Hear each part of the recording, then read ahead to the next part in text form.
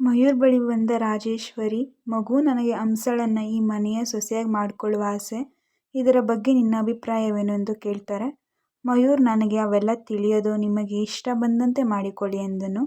ಮಯೂರ್ಗೆ ಪ್ರೀತಿ ಪ್ರೇಮ ಯಾವುದರಲ್ಲೂ ವಿಶೇಷ ಆಸಕ್ತಿ ಇರಲಿಲ್ಲ. ಎಲ್ಲರೂ ಮದುವೆ ಮಾಡ್ಕೊಳ್ತಾರೆ, ತಾನೂ ಆಗಬೇಕು ಅಷ್ಟೇ ಎಂಬುದು ಅವನ ಅಭಿಪ್ರಾಯ. ರಾಜೇಶ್ವರಿ ಅವರಿಗೆ ತುಂಬ ಖುಷಿಯಾಯಿತು. ಅವರು ತಮ್ಮ ಅಣ್ಣನಿಗೆ ಕರೆ ಮಾಡಿ, ಅಣ್ಣ, ಮಯೂರ್ ಮದುವೆಗೆ ಒಪ್ಪಿದ್ದಾನೆ, ಒಳ್ಳೆಯ ದಿನ ನೋಡಿ ಮದುವೆ ಮುಗಿಸಿಬಿಡೋಣ ಎಂದರು.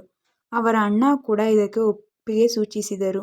ಅದೇ ಸಮಯಕ್ಕೆ ಸೋಹನ್ ಸಿಂಹ ಫಾರಿನ್ನಿಂದ ಬಂದರು. ಅಣ್ಣನ ಮದುವೆ ವಿಷಯ ತಿಳಿದು ಖುಷಿಪಟ್ಟನು. ಆದರೆ ಹೆಣ್ಣು ಯಾರು ಏನು ಯಾವುದೂ ಕೇಳಲಿಲ್ಲ. ಸುಮ್ಮನೆ ತನ್ನ ರೂಮಿಗೆ ಹೊರಟು ಹೋದನು. ಮದುವೆಗೆ ಮಯೂರ್ ಒಪ್ಪಿದ್ದರಿಂದ ಎಲ್ಲರೂ ಆ ಸಂತೋಷದಲ್ಲೇ ಸೋಹನ್ನನ್ನು ಯಾರೂ ಅಷ್ಟಾಗಿ ಗಮನಿಸಲಿಲ್ಲ. ಮದುವೆ ತಯಾರಿಗಳು ಮನೆಯಲ್ಲಿ ವಿಜೃಂಭಣೆಯಿಂದ ಶುರುವಾಯಿತು. ಎಲ್ಲ ದೊಡ್ಡ ದೊಡ್ಡ ಜನರು ಬಂದಿದ್ರು. ಎಲ್ಲವೂ ಜೋರಾಗಿ ನಡೀತಾ ಇತ್ತು. ಅಂತೂ ಇಂತೂ ಮದುವೆ ದಿನ ಬಂದೇ ಬಿಡ್ತು.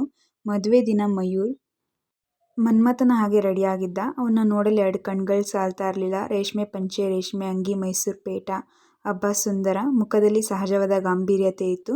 ಅವನು ಮದುವೆ ಶಾಸ್ತ್ರಗಳು ಮಾಡ್ತಾ ಇದ್ದ. ಈ ಕಡೆ ಹಂಸ ತುಂಬ ಖುಷಿಯಾಗಿದ್ಲು. ಅವಳ ಸ್ನೇಹಿತರು ಮಯೂರ್ನ ರೂಪ ನೋಡಿ, ನೀನು ಬಹಳ ಲಕ್ಕಿ ಎಂದರು. ಹಂಸ ನಾಚಿಕೊಂಡಳು. ಈಗ ಹಂಸಳ ತಾಯಿ, ಮಗಳೇ, ಮುಹೂರ್ತಕ್ಕೆ ಸಮಯವಾಯಿತು, ಬೇಗ ಬಾಮ್ಮ ಎಂದು ಅವಳನ್ನು ಕರೆದುಕೊಂಡು ಹೋದರು. ಮಯೂರ್ ಹಸೆಮಣೆ ಮೇಲೆ ಕೂತು ಗಂಭೀರವಾಗಿ ಪುರೋಹಿತರು ಹೇಳಿದ ಮಂತ್ರವನ್ನು ಹೇಳ್ತಿದ್ದ. ಹಂಸ ನಾಚಿಕೆಯಿಂದ ಬಂದು ಮಯೂರ್ ಪಕ್ಕದಲ್ಲಿ ಕೂತ್ಕೊಂಡ್ಳು. ಅವಳು ಅವನ ಕಡೆ ನೋಡ್ತಿದ್ಲು. ಆದರೆ ಮಯೂರ್ ಮಾತ್ರ ಅವಳ ಕಡೆ ನೋಡಲಿಲ್ಲ. ತನ್ನ ಯೋಚನೆಗಳಲ್ಲಿದ್ದ. ಅವನ ಮನಸ್ಸಿನಲ್ಲಿ ಏನೋ ಒಂದು ಅರಿಯದ ಭಾವನೆ. ಏನೆಂದು ಅವನಿಗೆ ತಿಳಿತಾ ಇರಲಿಲ್ಲ.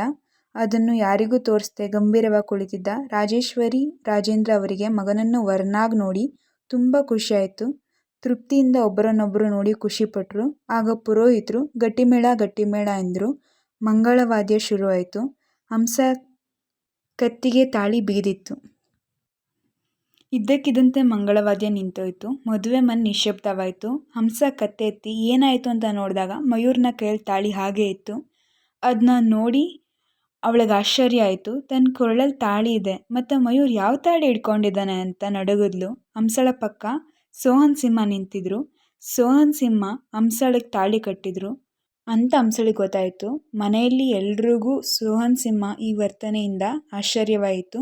ಶಾಂತ, ಸಹನಶೀಲನಾದ ಮಗ, ತನ್ನದಲ್ಲದ ವಸ್ತುವನ್ನು ಯಾವತ್ತೂ ಇಷ್ಟಪಡದವನು ಇವತ್ತು ತನ್ನ ಅಣ್ಣನಿಗೆ ಮದುವೆ ಆಗಬೇಕಿದ್ದ ಹುಡುಗಿಗೆ ತಾಳಿ ಕಟ್ಟಿದ್ದಾನೆ ಅಂತ ತಂದೆಗೆ ಒಂದು ರೀತಿ ಆಘಾತವೇ ಆಯಿತು. ಮದುವೆಗೆ ಬಂದವರೆಲ್ಲ ಒಂದು ನಿಮಿಷ ಅಲ್ಲಿ ಏನಾಯಿತು ಯಾರಿಗೂ ಅರ್ಥವಾಗಲಿಲ್ಲ. ಎಲ್ಲರೂ ನಿಶ್ಶಬ್ದವಾಗಿದ್ದರು. ರಾಜೇಶ್ವರಿ ಅವರು, ಸೋಹನ್, ಯಾಕಿಂಗ್ ಮಾಡಿದೆ ಅಂತ ಕೇಳಿದರು. ಏನೂ ಮಾತಾಡದೆ ಸೋಹನ್ ನಿಂತಿದ್ದರು. ಹಂಸ ಕಣ್ಣೀರು ಸುರಿಸುತ್ತಾ ಕೂತಲ್ಲಿ ಆಘಾತದಲ್ಲಿ ಕುಳಿತು ಬಿಟ್ಟಿದ್ದಳು. ಮಗಳ ಕಣ್ಣೀರು ನೋಡಿ ಹಂಸಳ ತಾಯಿ, ಏನಿದು, ಮಯೂರಕ್ಕೆ ಕೊಟ್ಟು ಮದುವೆ ಮಾಡ್ತೀವಿ ಅಂತ ಹೇಳಿ ಸೋಹನ್ ಕೈಲಿ ತಾಳಿ ಕಟ್ಟಿಸಿದ್ದೀರಾ, ಇಲ್ಲೇನು ನಡೀತಿದೆ ಎಂದು ಪ್ರಶ್ನಿಸಿದರು. ರಾಜೇಂದ್ರ ಅವರು ಮೌರ್ಯನ ಮುಖ ನೋಡಿದರು. ಅವನ ಮುಖದಲ್ಲಿ ಯಾವುದೇ ಭಾವನೆ ಇರಲಿಲ್ಲ. ಮಯೂರ್ ಮಂಟಪದಿಂದ ಹೊರಗೆ ಹೋಗುತ್ತಿದ್ದನು. ರಾಜೇಂದ್ರ ಅವರು ಮಗನನ್ನು ತಡೆದು, ಮಗನೇ, ಎಲ್ಲಿಗೆ ಎಂದು ಕೇಳಿದರು. ಮಯೂರ್, ಅಪ್ಪ, ಇಲ್ಲಿ ನಡೆದಿದ್ದೆಲ್ಲ ನೋಡಿದ್ದೀರಾ, ಇನ್ನು ನನಗಿಲ್ಲಿ ಯಾವುದೇ ಕೆಲಸ ಇಲ್ಲ, ನಾನು ಮನೆಗೆ ಹೊರಡ್ತೀನಿ ಅಂತ ಹೇಳಿ ಮದುವೆ ಮಂಟಪದಿಂದ ಆಚೆ ಬಂದನು. ರಾಜೇಂದ್ರ ಅವರು, ಮಗನೇ, ನಿನ್ನ ಮದುವೆ ಇದೇ ಮಂಟಪದಲ್ಲಿ ನಡೆಯುತ್ತದೆ ಎಂದರು. ಮಯೂರ್, ಅಪ್ಪ, ನನಗೆ ಮದುವೆ ಬೇಡ, ಇನ್ಯಾವತ್ತೂ ಬೇಡ ಎಂದು ಕಟುವಾಗಿ ಹೇಳಿದನು. ಮಯೂರ್, ನಿನ್ನನ್ನು ಎಂದೂ ಏನೂ ಕೇಳಲಿಲ್ಲ, ನಾನು ಇಂದು ನಿನ್ನ ಅಪ್ಪನಾಗಿ ಕೇಳುತ್ತಿದ್ದೀನಿ, ಇವತ್ತು ನೀನು ಮದುವೆ ಮಾಡಿಕೊಳ್ಳೇಬೇಕು ಎಂದರು. ಅಪ್ಪ, ಮದುವೆ ಆಗಲು ನನಗಿಷ್ಟವಿಲ್ಲ ಮತ್ತು ಇಲ್ಲಿ ಯಾರೂ ವಧುವೂ ಕೂಡ ಇಲ್ಲ, ನಾನು ಹೊರಡುತ್ತೀನಿ ಎಂದನು. ರಾಜೇಂದ್ರ ಅವರು, ಮಗನೇ, 2 ನಿಮಿಷ ನನಗೆ ಸಮಯ ಕೊಡು ಎಂದರು. ಅವರು ಪಾರ್ವತಮ್ಮನವರ ಬಳಿ ಹೋಗಿ, ಅಮ್ಮ, ನನ್ನ ಮಗನ ಜಾತಕದ ಬಗ್ಗೆ ನಿನಗೆ ತಿಳಿದಿದೆ, ಅವನಿಗೀಗ ಮದುವೆ ಆಗದಿದ್ದರೆ ಇನ್ನೆಂದಿಗೂ ಅವನಿಗೆ ಮದುವೆ ಯೋಗವಿಲ್ಲ, ನನ್ನ ಕಂದನನ್ನು ಏಕಾಂಗಿಯಾಗಿ ನೋಡಲು ನನಗೆ ಬಯಸುವುದಿಲ್ಲ, ನನಗೇನು ಮಾಡಲಿ ಅಂತ ಕೇಳ್ತಾರೆ. ಪಾರ್ವತಮ್ಮನವರಿಗೆ ಏನು ಹೇಳಬೇಕಂತ ತೋಚ್ತಾ ಇರಲಿಲ್ಲ. ಈಗೇನು ಮಾಡುವುದು ಎಂದು ತುಂಬ ಗಾಬರಿಯಾಗಿದ್ರು. ಮತ್ತೆ ಅಲ್ಲೇ ಇದ್ದ ಒಂದು ಗಣೇಶನ ದೇವಸ್ಥಾನಕ್ಕೆ ಹೋಗಿ, ದೇವರೇ, ನನ್ನ ಮೊಮ್ಮಗನನ್ನು ಪ್ರೀತಿಯ ಮಗು ಈಗ ಕಷ್ಟದಲ್ಲಿದ್ದಾನೆ, ಅವನಿಗಿಂದು ಮದುವೆ ಆಗದಿದ್ದರೆ ಇನ್ನೆಂದೂ ಆಗುವುದಿಲ್ಲ, ಈಗೇನು ಮಾಡುವುದು ಅಂತ ಅಳ್ತಾ ಬೇಡ್ತಾ ಇದ್ರು.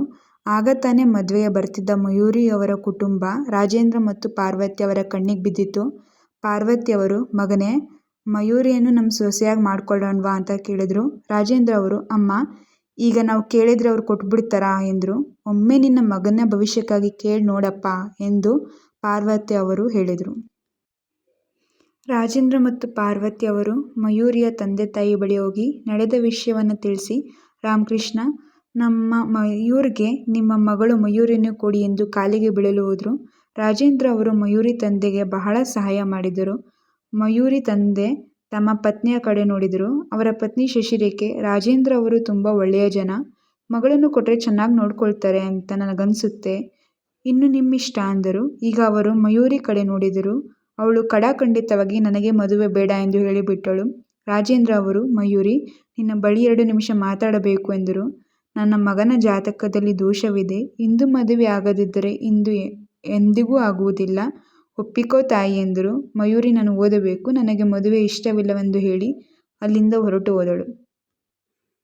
ರಾಜೇಂದ್ರರವರು ಕುಸಿದು ಬೀಳುತ್ತಿದ್ದರು. ರಾಮಕೃಷ್ಣ ಅವರು, ಅಣ್ಣ ಹೆದರಬೇಡಿ, ನಮ್ಮ ಮಗಳನ್ನು ನಿಮ್ಮ ಸೊಸೆಯಾಗಿ ಕಳಿಸುತ್ತೇನೆ. ಇಂದೇ ಮದುವೆ, ನನ್ನ ಮಗಳನ್ನು ನಾನು ಒಪ್ಪಿಸುತ್ತೀನಿ ಎಂದರು. ರಾಮಕೃಷ್ಣ ಅವರು ಮಗಳ ಬಳಿ ಹೋಗಿ, ಮಗಳೇ, ದಯಮಾಡಿ ಮಯೂರ್ನ ಮದುವೆ ಮಾಡಿಕೊಳ್ಳಮ್ಮ, ತಂದೆ ತಾಯಿಗೆ ನಿನ್ನ ಖುಷಿಯನ್ನೇ ನಾವು ಬಯಸುತ್ತೇವೆ ಎಂದರು.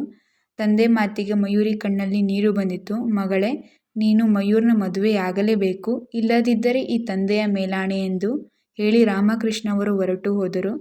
ಶಶಿರೇಖೆ ಅವರು ಮಗಳನ್ನು ಮದುವೆ ಹೆಣ್ಣಾಗಿ ತಯಾರಿಸಿ ಮಂಟಪಕ್ಕೆ ಕರೆದುಕೊಂಡು ಬಂದರು.